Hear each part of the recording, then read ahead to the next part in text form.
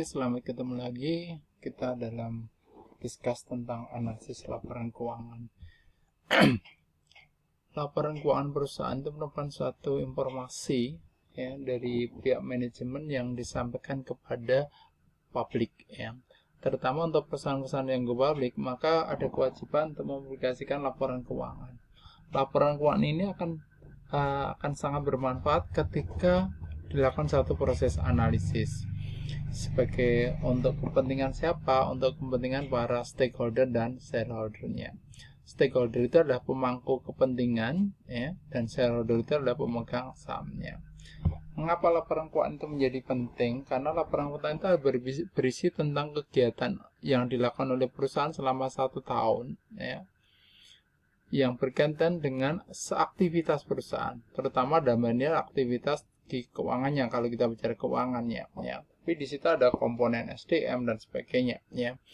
Jadi bagaimana penggunaan dana dan sumber dana yang dilakukan oleh suatu perusahaan dalam waktu 1 tahun. Kemudian informasi yang ini akan dapat digunakan untuk pengambilan keputusan suatu perusahaan, keputusan baik tadi bagi stakeholder maupun bagi shareholdernya ya. Jadi laporan keuangan ini akan bermanfaat ketika kita melakukan suatu analisis terhadap laporan keuangan itu ya. Laporan keuangan sebagaimana kita ketahui ada satu neraca ya, berupa isinya adalah sumber dana dan penggunaan dana, artinya dari sisi pasifa dan aktiva ya. Aktiva itu adalah penggunaan dananya yang tersusun dari kas, kemudian piutang, kemudian persediaan dan aktiva tetap.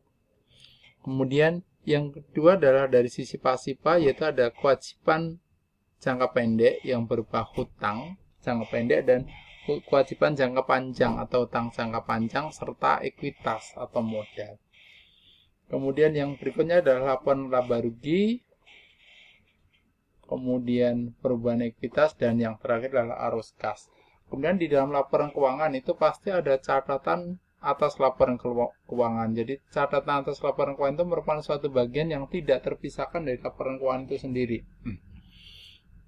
Jadi kalau kita nyusun laporan keuangan tentunya adalah dari laba rugi dulu, kemudian laba rugi kalau perusahaan itu mengalami keuntungan, maka ada laba yang ditahan. Laba yang ditahan akan mengubah pada laporan tercatat pada laporan ekuitas, yaitu modal awal, kemudian ditambah dengan laba yang ditahan menjadi ekuitas. Ekuitas akan lari ke neraca, yaitu di bagian ekuitasnya akan meningkat. Sebaliknya kalau perusahaan itu mengalami kerugian, maka ekuitas pada awal tahun akan berkurang, dikurangi kerugiannya, kemudian menjadi ekuitasnya berkurang ya, sehingga akan lari ke sini juga neraca.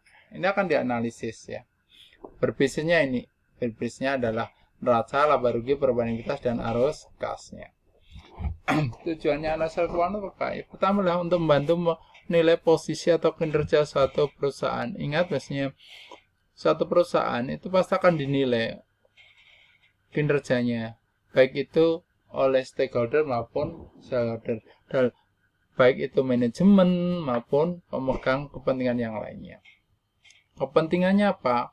Ya, kalau manajemen tentunya adalah untuk melihat sebagai dasar untuk melakukan suatu kebijakan-kebijakan yang harus diambil perusahaan di masa yang akan datang.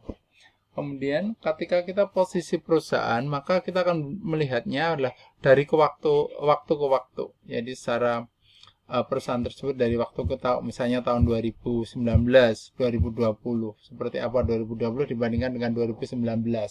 Kemudian dibandingkan juga dengan perusahaan kompetitor atau perusahaan dalam industri yang sama, misalkan perusahaan bergerak di bidang perbankan, maka kita akan menganalisis perusahaan Bank BRI misalkan dengan kompetitor yang lainnya, dengan bank yang lainnya, misalkan Bank Mandiri, Bank BCA, Bank BNI, bank yang lainnya.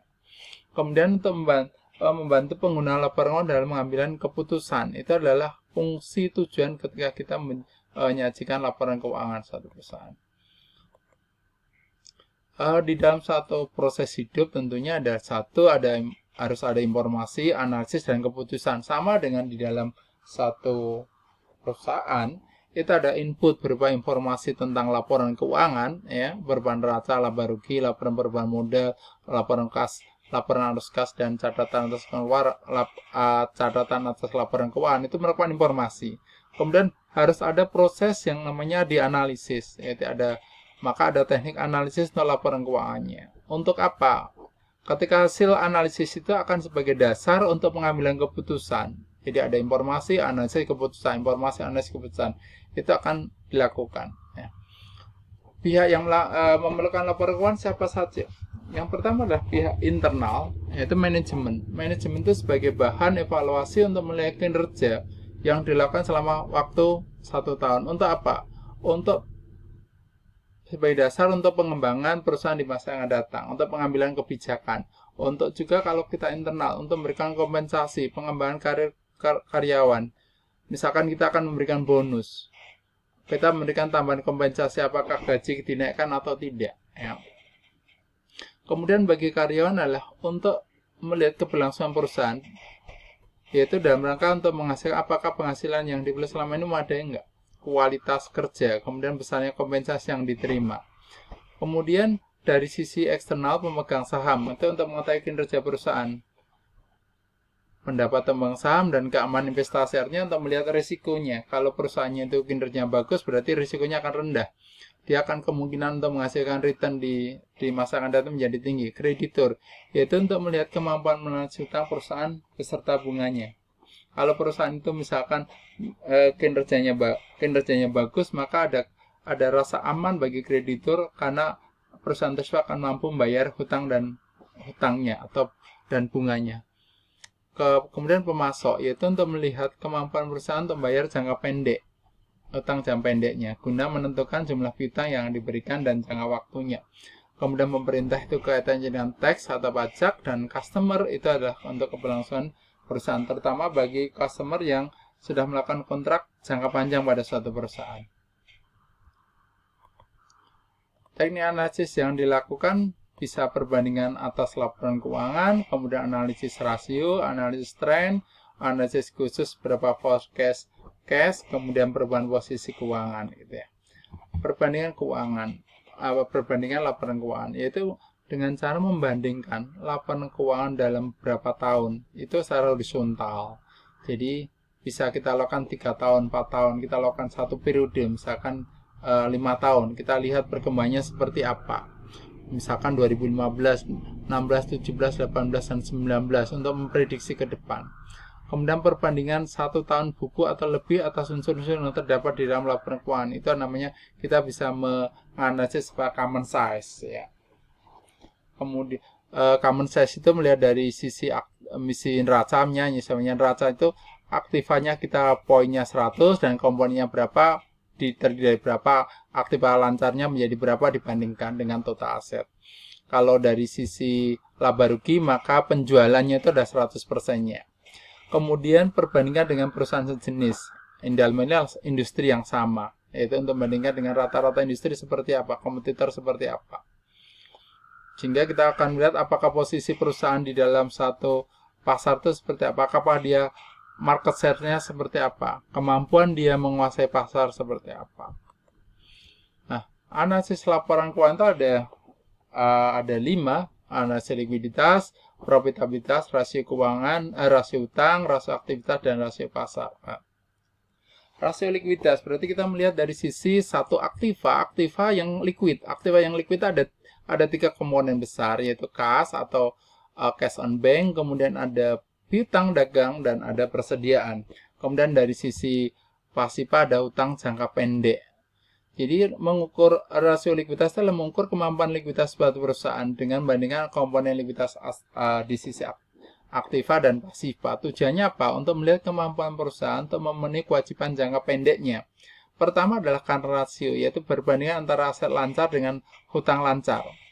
Perusahaan itu kalau asetnya lancar itu tinggi dibandingkan hutang lancar, maka dia liquid, ya. Tapi ingat banyak, kalau perusahaan itu terlalu besar aset lancarnya, maka likuiditasnya terlalu tinggi, maka juga nggak bagus. Maka perusahaan itu bisa kita golongkan menjadi over liquid, liquid, dan unliquid, ya.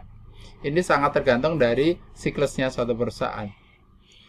Kemudian quick ratio, yaitu ini dengan meniadakan persediaan. Kenapa? Karena persediaan itu akan memerlukan waktu yang lebih panjang untuk dikonversi menjadi kas.